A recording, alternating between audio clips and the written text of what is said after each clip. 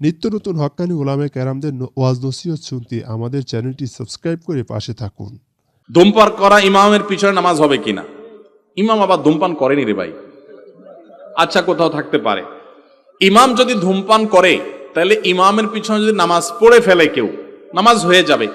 কিন্তু কমিটির লোকদের, এলাকার নেতৃত্বশীল ব্যক্তিদের কর্তব্য হলো এরকম ব্যক্তিকে ইমাম হিসাবে নিয়োগ না দেওয়া। যদি দেওয়া থাকে আগে, তাহলে বরখাস্ত করা, উপযুক্ত ইমাম নিয়ে আসা। কারণ যে ব্যক্তি ধূমপান করে সে গুনাহে লিপ্ত, সে নাজায়েজ কাজ করে, সে গুনাহের কাজে লিপ্ত, যার কারণে সে ফাসেক।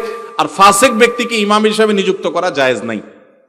কিন্তু যদি এরকম ফাসেক ইমামের পিছনে নামাজ পড়ে ফেলেন যে আশপাশে আর মসজিদ নাই, আমি বাধ্য হয়ে পড়ে ফেলছি, আপনার নামাজ হয়ে যাবে। কিন্তু উচিত সবাই মিলে এরকম ইমাম বাদ দিয়ে সেখানে ভালো ইমাম নেওয়া। মানুষ মাত্রই ভুল ত্রুটি হয়, কিন্তু প্রকাশ্যে যে ভুলগুলো মানুষ করে বেড়ায়, এই ফাসেক মুআলিন এরকম ব্যক্তিকে ইমাম হিসেবে নিযুক্ত করা জায়েজ নাই। কমিটি যদি নাকে তেল দিয়ে ঘুমান আর এরকম ফাসেক ইমাম নিয়োগ দিয়ে রাখেন, তাহলে সেক্ষেত্রে কমিটির সবাই গুনাহগার হবেন। আল্লাহ সবাইকে দায়িত্বশীল হওয়ার তৌফিক দান করুন। তারাবির টাকা কি এতেকাফকারীকে দেওয়া যাবে কিনা? তারাবির টাকা কাকে দিবেন? এতেকাফকারীদের। এতেকাফকারীরা আবার টাকা দিবেন কেন? আমাদের দেশে অনেক মসজিদে এতেকাফের জন্য টাকা দিয়ে লোক রাখা হয়, তাই না? আল্লাহ, এই টাকা দেওয়াও হারাম, আর যে নিচ্ছে তার নেওয়াটাও হারাম। কেন জানেন?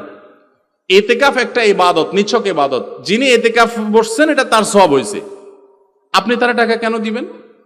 তাহলে কেউ যদি বলে যে ঠিক আছে নামাজ পড়বো আমি, আমার টাকা দিলে নামাজ পড়বো, আপনি টাকা দিলেন, আমি নামাজ পড়লাম, কেমন হবে ব্যাপারটা?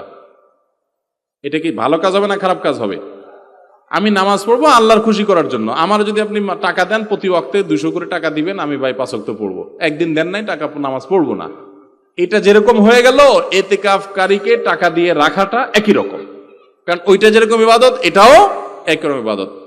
খুব লজ্জার কথা, আমাদের দেশে অনেক মসজিদে এতেকাফ করার মতো লোক পাওয়া যায় না। এবার ধরে গরিব মানুষ একটা বসাই দিয়ে তারা কিছু টাকা ধরাই দেই।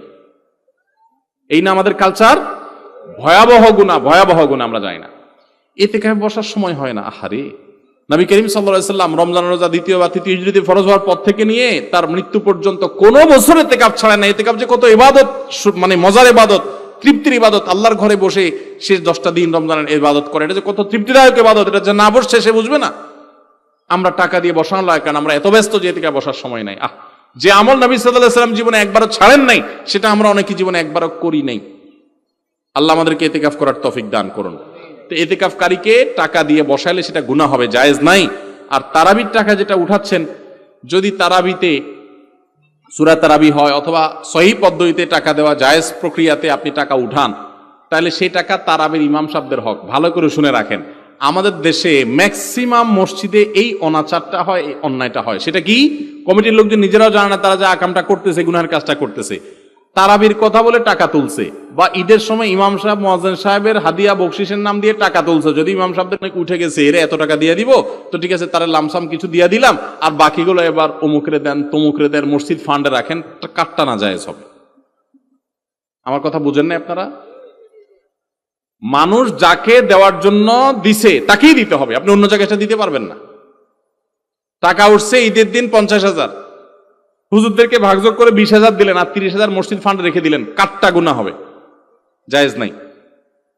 কারণ নসল ওয়াকিফে কানাসিস শারে, একটা মূলনীতি আছে ইসলামী ফিকহের, দাতা যে জন্য দিবে ওই খাতেই খরচ করতে হবে। আপনি চাইলেও অন্য খাতে সেটা খরচ করতে পারবেন।